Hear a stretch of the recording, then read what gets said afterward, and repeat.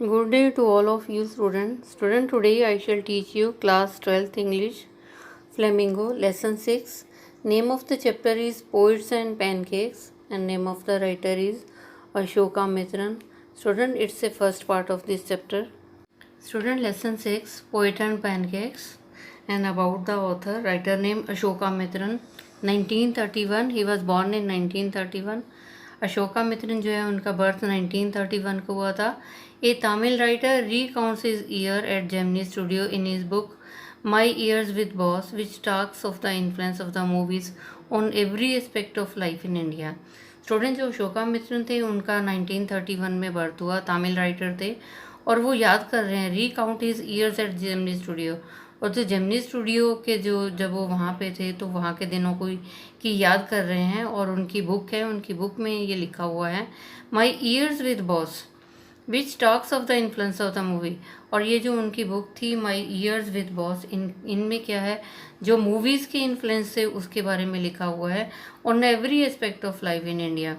और भारत में जो है मूवीज़ के ऊपर जो भी ज़िंदगी के एस्पेक्ट हैं, ज़िंदगी के ऊपर जो प्रभाव पड़ता है उसके बारे में लिखा हुआ है. The Gemini studio located in Chennai.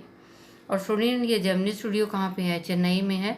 और ये जो सेटअप हुआ था 1940 में. It was one of the most influential film producing organisation of India in the early days of Indian film making. और स्टूडेंट, ये जो जेमिनी स्टूडियो था ये बहुत ही एक प्रभावित फिल्म प्रोड्यूसर ऑर्गेनाइजेशन थी भारत में. इन the early days of the Indian film making, ये तब की बात है जब शुरू में पिक्चरें जो है भारत में बननी शुरू हुई थी. इट्स फाउंडर वाज एस वसन. और इसके जेमिनी स्टूडियो के जो फाउंडर थे उनका नाम था S Vasan. The duty of Ashoka Mitra in the Gemini studio was to cut out newspaper clipping on a wide variety of subjects and store them in the files. और वहाँ पे जो है अशोका मित्रन की यह ड्यूटी थी. जेमिनी स्टूडियो के फाउंडर जो थे एस वसंत थे और जो राइटर था स्टूडेंट, उनकी ड्यूटी क्या थी? उनकी ड्यूटी थी, अशोका मित्रन की ड्यूटी जेमिनी स्टूडियो में थी कि वो न्यूज़पेपर की जो कटिंग्स हैं उनको जो क्लिप जो उसको काटते थे on wide variety of subject.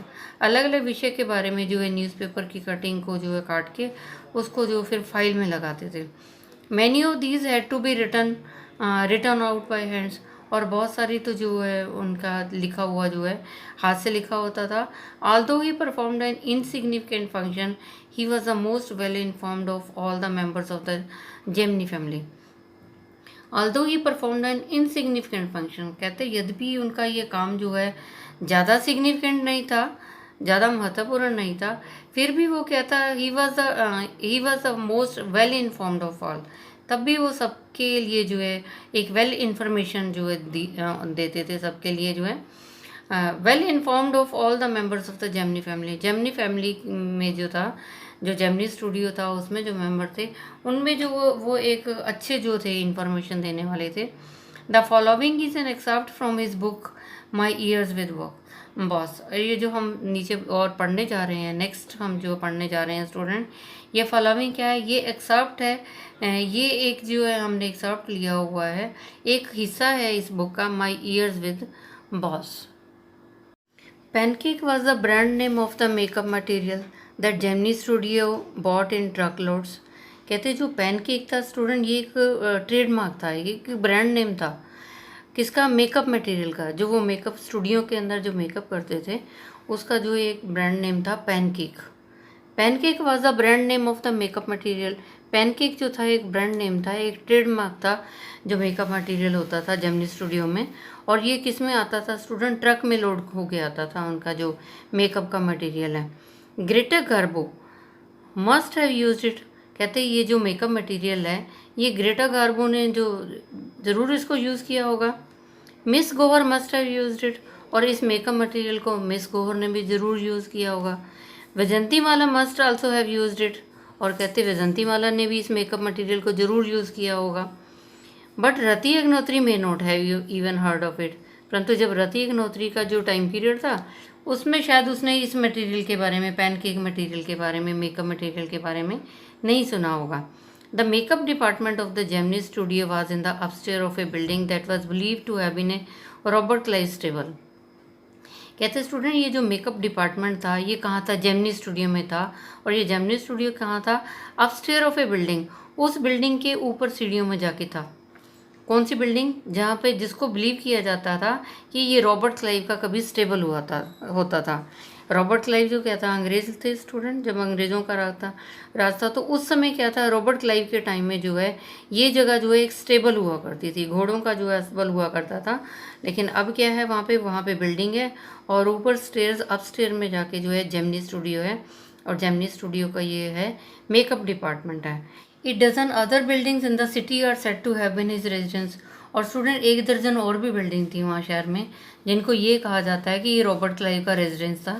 For his brief life and even ब्रीफर stay in Madras, Robert Clive seems to have done a lot of moving, besides fighting some impossible battles in remote corners of India and marrying a maiden in St. Mary's Church in Fort St. George in Madras. कहते वहाँ पे दर्जनों building होती थी जो उनका घर होता था। फॉर हिज ब्रीफ लाइफ, और उसकी छोटी सी जो ज़िंदगी थी, और even ब्रीफर stay in Madras, Madras में भी वो बहुत थोड़े टाइम के लिए रहा था रॉबर्ट क्लाइव जो है। ऐसा लगता था Robert Clive seems to have done a lot of moving, और ऐसा लगता था उसने बहुत कुछ वहाँ पे किया है। और बिसाइड फाइटिंग, और जो युद्ध के अलावा भी जो है और भी जो है some impossible battles in remote corners of India, Bharat के जो है कुछ रिमोट कॉर्नर थे जहाँ पे ज़्यादा लोग नहीं रहते थे, जो डेजर्ट एरिया थे, वहाँ पे भी जो उसने इम्पॉसिबल बैटल्स जो है असंभव युद्ध किए। एंड मैरिंग ए मेडन, और उसने शादी भी की एक मेडन से सेंट मेरी चर्च में। सेंट मेरी चर्च में मेडन होता है जो अनमेरिड होते हैं, और सेंट मेरी चर्च में वहाँ एक मेडन से उसने शादी कर ली इन फोर्ट सेंट जॉर्ज इन मद्रास। और ये किला कहाँ है, सेंट जॉर्ज मद्रास में है। The makeup room had the look of hair cutting saloon, और कहते वो जो मेकअप रूम था वो कैसा लगता था, जैसे हेयर कटिंग सैलून होता है, जैसे नाई की बाल काटने वाली दुकान होती है, और with lights at all angles. और कहते जैसे एक बार्बर का दुकान होती है, इस तरह से हेयर कटिंग सैलून था वो। और वहाँ पे क्या था, with lights all the angles around half dozen large mirrors.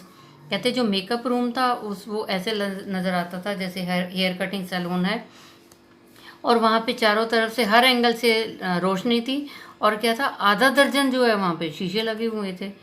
They were all इनकंडेंसेंट lights, और देवर ऑल इनकंडेंसेंट लाइट होता है जब बहुत ज़्यादा रोशनी होना। So you can imagine the fiery misery of दो सब्जेक्टेड टू मेकअप। जब बहुत ज़्यादा लाइट होती है तो क्या होता है स्टूडेंट, बहुत ज़्यादा हीट होती है। So you can imagine the fiery misery. Fiery misery होता है, फायरी होता है जो एक झुलसा देने वाली गर्मी होती है। तो कहते जब इतनी ज़्यादा रोशनी होती तो आप इमेजिन कर सकते हो कि कितनी उनको जो है झुलसने वाली गर्मी जो है झेलनी पड़ती थी जब वो मेकअप करते थे।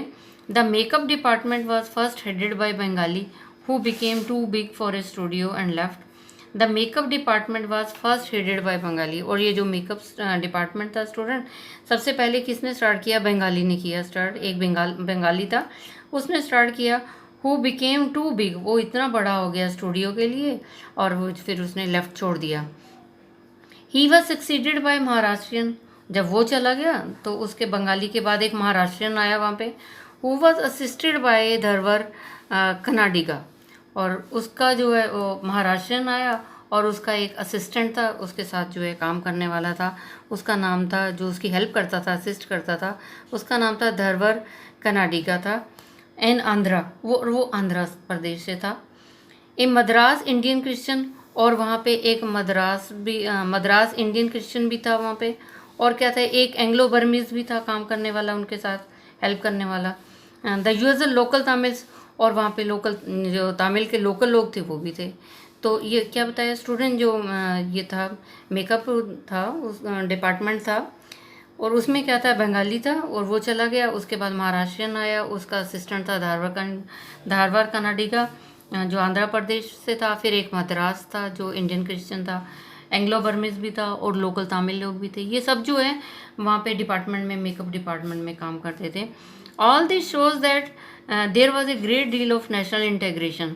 और ये जब हम सब देखते हैं, ऑल दिस शो, इस सबको देख के हमें क्या लगता है student, great deal of national integration. ऐसे लगता है जैसे राष्ट्रीय एकता है कि सभी जो स्टेट्स के लोग आते हैं और आपस में मिलके जो है वहाँ मेकअप डिपार्टमेंट में काम करते हैं, तो ऐसे लगता है नेशनल इंटेग्रेशन है, सभी के अंदर क्या है, एक राष्ट्रीय एकता है। Long before AIR, long before बहुत पहले की बात है, जब All India Radio and Doordarshan began broadcasting programme on national integration. कहते हैं ये बहुत पहले की बात है जब ऑल इंडिया रेडियो शुरू हुआ और वो जो है न्यूज़ देने लगे, प्रोग्राम आने लगे ब्रॉडकास्टिंग और नेशनल इंटीग्रेशन। एक AI ऑल इंडिया रेडियो और दूरदर्शन प्रोग्राम जो है वहाँ पे, और वो जो प्रोग्राम ब्रॉडकास्ट करते थे, और किस पे प्रोग्राम आते थे स्टूडेंट, नेशनल इंटीग्रेशन, राष्ट्रीय एकता पे जो है प्रोग्राम दिया करते थे। This gang of nationally integrated makeup man could turn any decent looking person into a hideous crimson huge monster with the help of truckloads of pancake and a number of other locally made potion and lotions. This gang of nationally integrated, कहते ये group, यहाँ पे gang means a student, group है ये। कहते ये group जो था नेशनल इंटीग्रेटेड था। जो नेशनल इंटीग्रेटेड मतलब कि राष्ट्र में रहते हैं, अलग अलग धर्म के हैं, लेकिन जो है मिल के रहते हैं। तो ये जो मेकअप मैन थे ये क्या करते थे स्टूडेंट, को turn any decent looking person, कोई भी जो एक अच्छा सा डिसेंट पर्सन आता था उसको बदल देते थे, उसको चेंज कर देते थे मेकअप करके। और मेकअप करके क्या बना देते थे, हिडियस क्रिम्सन। हिडियस होता है ड्रावना, एक ड्रावना जो है क्रिम्सन, जो ड्रावना जो है वो बना देते थे, किसी को चेहरा बना देते थे, ह्यूज मॉन्स्टर बना देते थे। हिडियस होता है ड्रावना, क्रिम्सन होता है रेड कलर का, और ह्यूज मॉन्स्टर्स होता है कि रंग बिरंगे जो मॉन्स्टर बना देते थे, भूत बना देते थे उनको, ड्रावने राक्षस से बना देते थे। तो वो अब मेकअप करके जो है एंड ड्रावने रेड कलर के और कई रंगों के जो है मॉन्स्टर राक्षस बना देते थे। विद द हेल्प ऑफ, किससे बनाते थे, with the help of the truck loads of pancake, जो पैनकेक जो है ट्रक में लोड होके आता था, जो पैनकेक मटेरियल आता था, ये पैनकेक क्या था student, brand name of the material था। And a number of other locally made potion, और वो तो यूज़ करते ही थे, और पैनकेक तो मटेरियल यूज़ होता ही था जो ट्रक में लोड होके आता था। इसके अलावा कुछ और भी पोशन लोशन जो वो यूज़ करते थे मेकअप के लिए। Those were the days mainly indoor shooting, और कहते ये उन दिनों की बात है स्टूडेंट जब शूटिंग कैसे होती थी, इंडोर शूटिंग होती थी, बाहर नहीं जाया करते थे शूटिंग करने के लिए। And only 5% of the film was shoot outdoors, और कहते पूरी फिल्म की जो 5% शूटिंग होती थी ना, वही सिर्फ आउटडोर होती थी, बाकी जो मैक्सिमम शूटिंग है वो जो है अंदर स्टूडियो में ही हुआ करती थी। I suppose the sets and the studio lights needed the girls and the boys to be made look ugly in order to look presentable in the movie. I suppose, तो राइटर कहता मुझे ऐसा लगता था, I suppose the sets and the studio, जो वो shooting के लिए सेट तैयार किए जाते थे, स्टूडियो की जो लाइट्स की ज़रूरत होती थी, तो स्टूडियो की जो लाइट्स थी उनके लिए क्या ज़रूरत होती थी कि गर्ल्स एंड बॉयज़, तो जो सेट लगते थे, स्टूडियो जो बनाया जाता था, स्टूडियो की लाइट होती थी, उसके लिए ज़रूरत होती थी कि लड़के और लड़कियों की भी ज़रूरत होती थी to be made to look ugly in order to presentable in the movie, कि उनको भी जो है मूवी में जो प्रेजेंट किया जाता था कि उनकी शक्लें भी जो अगली बना दी जाती थी। जैसे मॉन्स्टर बनाए जाते थे, ऐसे लड़के लड़कियों को भी जो है अगली बना दिया जाता था, मतलब बदसूरत सा बना दिया जाता था मेकअप के साथ। ए strict hierarchy was maintained in the makeup department, और जो मेकअप डिपार्टमेंट था स्टूडेंट उसमें भी वर्गीकरण था किया हुआ, हायरार्की होता वर्गीकरण, maintain in the makeup department, makeup department के अंदर भी जो है उनकी सारी पोस्ट थी, डेजिग्नेशन थी, वर्गीकरण था। The chief makeup man made the chief actors, और जो कहते जो मुख्य मेकअप मैन होता था ना, तो वो क्या करता था, जो मुख्य एक्टर थे, एक्ट्रेसेस होते थे, उनको ऑयली करता था, उनको बदसूरत बनाता था मॉन्स्टर की तरह। ही senior assistant the second hero of and heroine, और जो उसका असिस्टेंट होता था, जो चीफ मेकअप मैन होता था, वो चीफ एक्टर और एक्ट्रेसेस को अगली बनाता था, और जो उसका दूसरा सीनियर असिस्टेंट होता था, सीनियर असिस्टेंट जो होता था वो क्या करता था, जो सेकंड नंबर के हीरो हीरोइन आते थे उनको तैयार करता था। और द जूनियर असिस्टेंट जो होता था मेन कॉमेडियन और सो फोर्थ, और जो जूनियर असिस्टेंट होता था द मेन कॉमेडियन या कोई और होता था तो वो रेडी करता था। The players who played the crowd were the responsibility of the office boy, और कहते कुछ ऐसे भी प्लेयर्स होते थे, कुछ ऐसे भी नाटककार होते थे जिनको भीड़ में दिखाना होता था। हु प्लेड द क्राउड, जिनको भीड़ के अंदर भी तो बहुत सारे लोग दिखाई देते हैं, तो वो उनकी जिम्मेवारी होती थी। किसकी जिम्मेवारी होती थी, responsibility of the office boy, जो ऑफिस बॉय होता था वो भीड़ के लोगों का मेकअप करता था। तो इस तरह से वर्गीकरण किया जाता था। ये हायरार्की था कि hierarchy the strict hierarchy was maintained in the makeup department. कि एक जो है बहुत वर्गीकरण किया हुआ था मेकअप डिपार्टमेंट में कि चीफ किसका मेकअप करेगा, और जो सीनियर असिस्टेंट जो है वो हीरो हीरोइन का करेगा, या जूनियर असिस्टेंट जो है वो और लोगों का करेगा, और जो ऑफिस बॉय होता है वो जो भीड़ वाले हैं उनकी भीड़ जो दिखानी होती थी स्टूडियो में उसकी जो उनका मेकअप करता था। Even the makeup department of the Gemini Studio had an office boy. कहते हैं इवन के जो मेकअप डिपार्टमेंट था जेमिनी स्टूडियो का, उनके पास एक ऑफिस बॉय भी था। On the days when there was a crowd shooting you could see him mixing his paint in a giant vessel. कहते on the days when there was a crowd shooting, और कहते वो दिन होता था जब क्राउड शूटिंग होती थी। क्राउड शूटिंग की भीड़ वाले लोगों के लिए शूटिंग होती थी कि भीड़ दिखानी होती थी शूटिंग में। तो क्या होता था स्टूडेंट, आप देख सकते थे, you could see him mixing his paint in है। तो वो जो ऑफिस बॉय क्या होता था, एक जांट वेसल एक बहुत बड़े बर्तन में जो है पेंट को मिक्स कर रहा होता था, क्योंकि पूरी भीड़ को जो है उसने तैयार करना होता था। तो बहुत बड़े बर्तन में जो है पेंट को बना रहा होता था कि उनके भीड़ के चेहरों पे लगाने के लिए। And slapping it on the crowd players, और जो भीड़ वाले प्लेयर्स होते थे उनके ऊपर स्लैप करता था। स्लैप मीन्स वैसे होता स्टूडेंट चांटा मारना, लेकिन यहाँ क्या है कि उनके चेहरे के ऊपर जो है वो पेंट करता था, जो बड़े सारे वेसल में घोल बनाता था। The idea was to close every pore on the surface of the face in the process of applying makeup. The idea was to close every pore on the surface of the face. और कहते हैं ये makeup क्यों किया जाता था, ये idea होता था टू क्लोज एवरी पोर, कि कोई भी चेहरे के अंदर जो छिद्र है ना, on the surface of the face, जो चेहरे के सरफेस के ऊपर कोई भी छिद्र है उसको क्लोज कर देना मेकअप से। ये आइडिया होता था मेकअप करने का। इन the process of applying makeup, जब मेकअप जो अप्लाई किया जाता था उस प्रोसेस में जो चेहरे के सरफेस के हर छिद्र को जो है बंद कर दिया जाता था कि ये नज़र ना आए। He was not exactly a boy, वो एग्जैक्टली बॉय नहीं था। He was in his early 40s, वो उसकी 40 साल की एज थी।